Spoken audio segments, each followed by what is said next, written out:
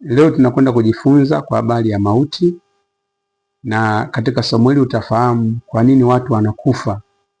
Wengi wampoteza wapendwa wao ni kwa sababu ya mauti, na wengi wameimba nyimbo kwa habari ya mauti. Lakini leo nataka nikuonyeshe kwa habari ya huyu mauti na jinsi ambavyo huyu mauti anafanya kazi zake na hiyo nguvu ameipatia wapi. Na utakapofahamu somo hili, basi wewe utakuwa umekaa mahali ambapo hakuna adui ambaye anaweza akakukamata tena kwa namna moja au nyingine. Kwa hiyo tunakwenda kujifunza somo hili kwa upendo kabisa wa Mungu. Sasa tunaanzia wapi? Tunaanzia kwenye kitabu cha Isaya ile sura ya 28 na ule mstari wa 18. Nasoma kwa damu ya Yesu. Anasema, na agano lenu mliloagana na mauti litakapobatilika, tena mapatano yenu mliopatana na kuzimu hayatasimama. Pigo lifurikalo litakapopita, ndipo ninyi mtakapokanyagwa nao. Anasema agano lenu mliloagana na mauti litakapobatilika. Sasa nini maana yangu? Maana yake kwamba kuna majira tuliweka agano na mauti. Kwa mauti akawa na nguvu ya kuchukua maisha yetu, mauti akawa na nguvu ya kuchukua kazi zetu, mauti akawa na nguvu ya kuchukua wapendwa wetu, mauti akawa na nguvu ya kuchukua uhai wa biashara zetu. Kwa mauti akawa na nguvu ya kuharibu uhai wa kila kitu ambacho mimi na wewe tulikuwa tukikifanya. Kwa nini? Kwa sababu ya lile agano ambalo mimi na wewe tuliagana na mauti. Kwa hilo agano likaharibu kila kitu ambacho sisi tunakifanya. Hata kuna majira ambapo watu tuliwapenda sana wakapotea kwa sababu ya agano hili la mauti. Lakini kwa nini lilikuwa na nguvu namna hii? Ni kwa sababu sisi wenyewe tuliagana na mauti, tuliagana na kuzimu. Sasa kwenye kitabu pia cha Korinto wa kwanza 15:26 anasema adui wa mwisho atakayebatilika ni mauti. Adui wa mwisho kabisa ni mauti. Kwa nini mauti amekuwa adui wa mwisho? Kwa sababu sisi tuliagana naye. Kwa hiyo unaweza kuwa na maadui wengi sana, lakini mauti akawa ni adui wa mwisho ambaye anakuja kuvuruga kila kitu. Mauti anapofika, maana yake anaharibu kila kitu ambacho wewe unakifanya. Ndio maana Mungu anasema adui wa mwisho kabisa atakayebatilika ni mauti. Na mauti alikuwa na nguvu kwa sababu ya hilo agano ambalo sisi tuliagana na huyo mauti. Tuliagana naye vipi? Na kwenda kukuonyesha sasa hivi. Namna ambavyo tuliagana na mauti ni namna hii hapa. La kwanza kabisa, tuliagana na mauti kupitia maagano ambayo baba zetu waliingia. Kuna maagano ambayo baba zetu waliingia yameleta mauti kwetu sasa hivi. Kwenye kitabu cha Maombolezo 5:7 anasema hivi, Maombolezo 5:7,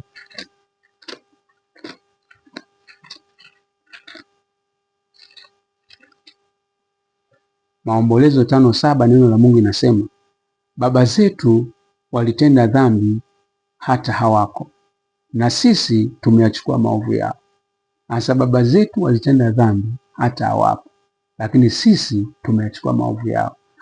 Kuna majira ambayo baba zetu walifanya maagano, walifanya matambiko, yale maovu yao yanatukuta sisi.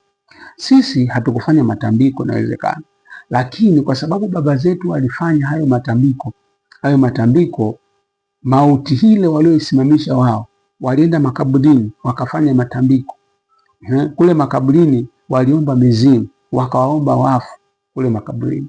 Makaburini hakuna uhai, makaburini kuna mauti, makaburini hakuna wazimu, makaburini wako waliokufa.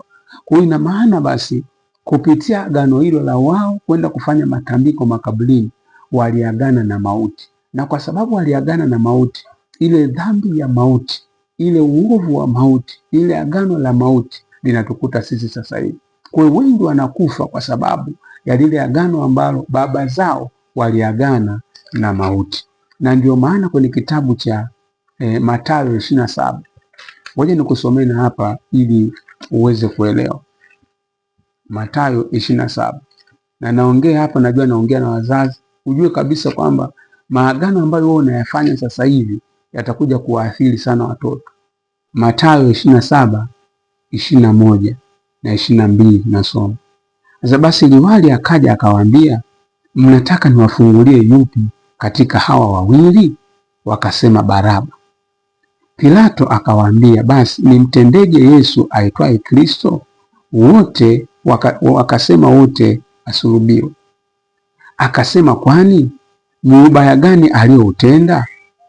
Wakazidi sana kupiga kelele wakisema, na asulubiwe.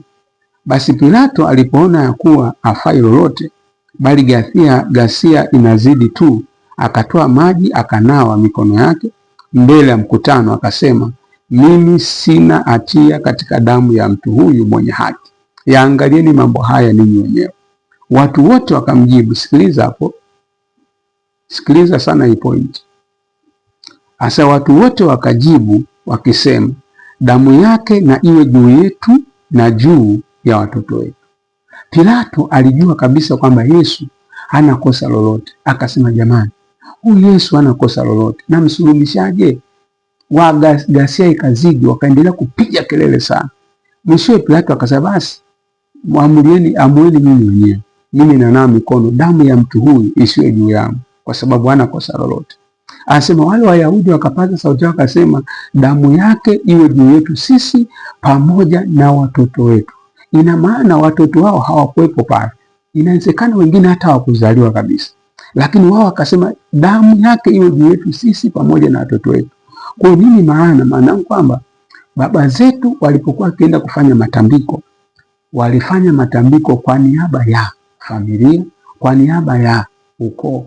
Kwa hiyo wakawa wanataja hata ukoo mzima, wanataja hata watoto walioko bado wako kwenye viuno vyao, wanataja kwamba bwana, tunatambika hapa mizimu, mtuangalie sisi, mtuangalie pamoja na watoto wetu na watoto wa watoto wetu, wote tunaunganisha kwenye matambiko haya, mizimu muwalinde. Umeona? Na ndio maana kuna majira ambayo inafika mtu ambaye anaona kwamba afanikiwi, wanamwambia bwana, nenda kalimie kaburi la babu yako, nenda kafagilie kaburi la babu yako, nenda ukalale kwenye kaburi la babu yako. Babu yako hakulizika, babu yako hajakukubali wewe, ndio maana ufanikiwi. Kwa hiyo nenda kwenye ile kaburi la babu yako ukafanya matambiko. Kwa mtu anaenda anafanya matambiko kwenye kaburi la babu yake, lengo kubwa kwamba apate utajiri. Kwa nini mwanangu, kwamba kuna maagano ambayo baba zetu aliyafanya yanaleta shida mpaka sasa. Kuna maagano ambayo baba zetu aliyafanya yanaleta utabishaji mpaka sasa. Kuna maagano ambayo baba zetu aliyafanya yanaleta magonjwa mpaka sasa. Na ndio maana kuna magonjwa mengine ni ya kurithi.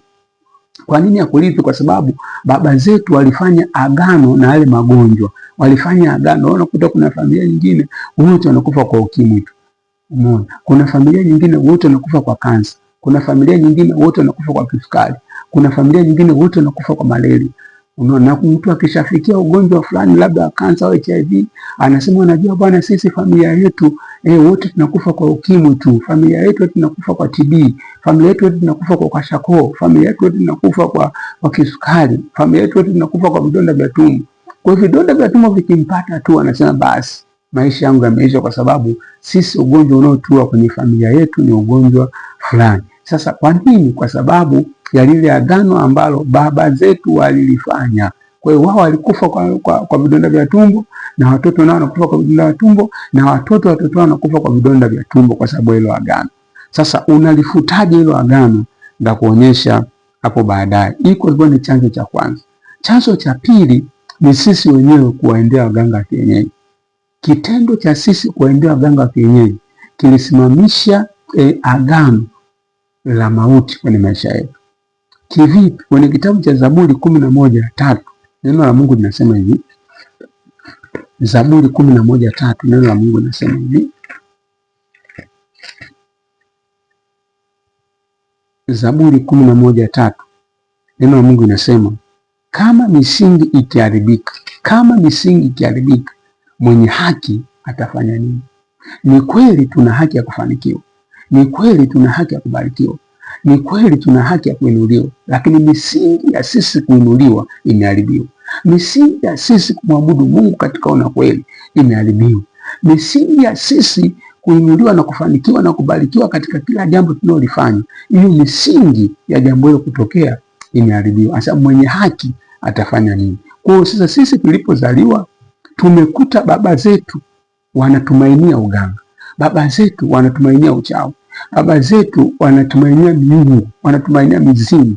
Kwa sisi tulipozaliwa tumekuta misingi hiyo tayari baba zetu wameshaifanya.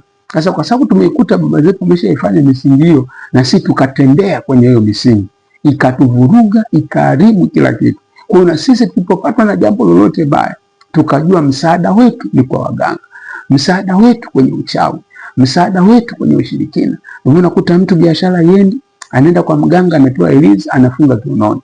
Anaenda kwa mganga, anapewa ilizi, anafukia chini. Anakwenda kwa mganga, anapewa ilizi, anafukia kwenye uwanja.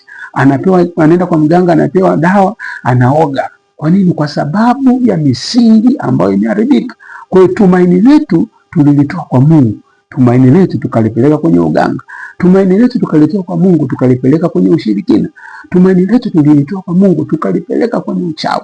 Kwa nini manangu kwamba hilo agano tuliloagana na mauti likaendelea kufanya. Kwa hiyo kitendo cha sisi kwenda kwa waganga, tuliendelea kufanya maagano na waganga, tukaendelea kufanya maagano na kuzimu.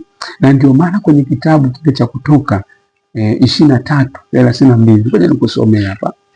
Asema usifanye maagano pamoja nao wala pamoja na miungu yao. Kwa hiyo tulipoenda kwa waganga kienyeji, tulifanya maagano pamoja nao, tulifanya maagano pamoja na miungu yao. Sasa kwa kuwa wao hawamtumaini Mungu, kwa kuwa wao hawamfuati Mungu, ina maana tulifanya maagano na shetani kupitia sisi kwenda kwa waganga kienyeji. Sababu waganga wote wa kienyeji ni wafanyakazi wa shetani. Kwa tulipokwenda kwa waganga tu, tulifanya agano na shetani. Kazi ya shetani ni kuua. Kwa hiyo kama tulienda kwa waganga ambao ni wafanyakazi wa shetani na shetani kazi yake ni kuua, ina maana tulikwenda kufanya agano na mauti. Ndio maana mauti akawa na nguvu sasa ya kuharibu kila kitu ambacho tunakifanya. Mganga alikupa vitu ukavifanya, unaona, na wewe ukapeleka vitu kwa mganga. Lile ni agano, ni makubaliano tuliyakubaliana na. Kwa maagano yale yakaleta mauti, ambayo hiyo mauti imesababisha mambo mabaya sana yakatokea sana kwenye maisha yetu. Kwa lazima usimame ufanye toba waje kufuta hayo maagano ya uganga. Ulichanja, ulivua nguo kwa mganga, mganga akakuchanja kwenye kiuno, akakuchanja kwenye kifua, akakuchanja kwenye tumbo, akakuchanja kwenye utosi, akakuchanja kila mahali. Lile agano ambalo uliagana naye ni agano la mauti kabisa. Alituingizia vitu ambavyo sio vizuri kabisa, akatuvuruga, akatuharibu katika viwango ambavyo sio vya kawaida. Ulioga madawa, ulikunywa madawa kwa mganga, uliambiwa bwana nenda kaoge njia panda haya madawa. Madawa bwana oga sehemu fulani, akakupa na location kabisa ya kwenda kuoga. Ukaenda ukafanya vile, uliagana na mauti. Au uliambiwa nenda kaoge makaburini, ukaenda kwenye kaburi, mtu hata umjue hapa amezikwa nani, umekwenda pale ukaoga juu ya kaburi lake, kwamba unatoa mikosi, kumbe ndio unaongeza mikosi ambayo sio ya kawaida. Sasa hayo yote ni maagano ambayo ni ya shetani, tuliagana na mauti. Ulipewa ilizi ukatembea nayo, ukapewa ilizi ukafukia, ukapewa ilizi ukaimeza, ukapewa ilizi ukaichemsha na maji ukanywa yale maji yake. Hayo yote ni maagano ambayo tuliagana na mauti. Ndio maana mauti ana nguvu sasa ya kutuharibu na kutuvuruga kila kitu. Ukapeleka nywele kwa mganga, ukapeleka kucha kwa mganga, ukapeleka mate kwa mganga, ukapeleka vitu vingi sana kwa mganga. Kumbe waganga wale kazi yao ni kutuunganisha na mauti. Kwa hiyo mauti akapata nguvu ya kutuvuruga. Kwa hiyo leo nataka nikuonyeshe kwamba hilo agano uliloenda kwa mganga, maana yake limeharibu afya, limeharibu kazi, limeharibu kila kitu ambacho nakifanya. Kwa sasa nini manangu kwamba leo nataka nikuonyeshe namna ya kutoka kwenye hayo maagano ili ya kwamba uwe salama na uwe huru kabisa. Chanzo cha tatu kabisa cha moto kinachosababisha mauti ni kumwasi Mungu. Kumwasi Mungu ni kutotenda maagizo ya Mungu, kuacha kufanya maagizo ya Mungu. Na ndio maana Mungu huwa anazungumza kwa neno lake, na hata alivyomwambia Musa, na hata alivyomwambia Adamu, akamwambia mti wa ujuzi wa mema na mabaya usile, siku utakapokula mti huo hakika utakufa. Hakika utakufa siku utakapokula mti wa ujuzi wa mema na mabaya. Adamu alipokula ule mti tu, ina maana mauti iliingia ndani ya Adamu. Kwa nini iliingia? Kwa sababu akutenda mapenzi ya Mungu. Kwa hiyo mauti ikaingia ndani yako. Kwa hiyo unapoacha kufuata maagizo ya Mungu, maana yake unaruhusu mauti akushambulie. Unapoacha kufuata maagizo ya Mungu, unaruhusu mauti aharibu kazi yako, aharibu biashara yako, aharibu kila kitu kinachoitwa kwa jina lako. Kwa hiyo Mungu akusaidie na Mungu akutie nguvu kutenda mapenzi ya Mungu, kumuishia Mungu, kutafuta ufahamu na hekima ya Mungu, kumtolea Mungu zaka na dhabihu, kufanya ibada, maombi ya asubuhi na vitu vingine kama hivyo, na Mungu atakusaidia sana. Kwa hiyo uhusiano wake na Mungu ulikufa. Sio kwamba Adamu alimwambia alipokula matunda alikufa mwilini, alianguka popo akafa akaenda kuzikwa. Hapana, uhusiano wake na Mungu uliondolewa. Vitu vile vyote vizuri vya rohoni ambavyo Mungu aliviweka kwa ajili ya Adamu vikapotea. Kwa kila kitu ambacho Adamu alikifanya kikaa kinaharibika, kila kitu ambacho Adamu alikuwa anakifanya kinavurugika. Kwa hiyo leo nataka nikuonyeshe namna kutoka kwenye hilo agano la uharibifu kwa jina la Yesu. Hapo nimekuonyesha vyanzo vitatu ambavyo vinaweza vikasababisha kuleta mauti kwenye nafsi yako, moyo na roho, kwenye kazi, na mauti ikawa na nguvu kwenye maisha yako. Nimekuonyesha chanzo cha kwanza ni maagano ambayo baba zetu aliyafanya. Sisi tunapokea ule uovu wao na matatizo yao yanatukuta sisi. Chanzo cha pili ni sisi kuwaendea waganga kienyeji, na chanzo cha tatu ni sisi kuacha kutenda mapenzi ya Mungu, kwa maana ya kumwasi Mungu. Kutokutenda mapenzi ya Mungu ni kumwasi Mungu. Kwa hiyo vyanzo vitatu vinasababisha mauti kwenye maisha yako, mauti kwenye kazi, mauti kwenye biashara, mauti kila mahali. Kwa hiyo lazima utoke kwenye hiko kituo, na nakuonyesha namna ya kutoka. Sasa tokaje hapo? Lazima ufanye toba ya kweli kabisa, utubu kwa ajili ya maagano ambayo baba zetu waliyafanya, utubu kwa ajili ya uharibifu wote ambao baba zetu waliufanya, utubu kwa ajili ya matambiko, utubu kwa ajili ya kuabudu mizimu, utubu kwa ajili ya kila jambo baya ambao baba zetu walilifanya. Kwa kufanya hivyo tu, basi neema ya Mungu inakuwa kubwa kwenye maisha yako na mauti anaondolewa. Utubu kwa ajili ya wewe kuwaendea waganga wa kienyeji, utubu kwa ajili ya wewe kutotenda mapenzi ya Mungu. Vitu vingi sana tumefundishwa vya Mungu, lakini hatuvifanyii kazi, hatuvichukulii kwa uzito, tunaona kawaida tu. Kwa nini? Kwa sababu ya hiyo misingi ambayo ilikuwa kutoka mwanzo. Kwa sasa hivi tuyatende mapenzi ya Mungu na Mungu atatuinua sana. Kwa hivyo ni vyanzo vitatu. Asante sana kwa kunisikiliza. Mungu akubariki sana. Endelea kufuatilia chaneli hii. Kama bado hujasubscribe, basi subscribe, na Mungu akubariki sana. Amen.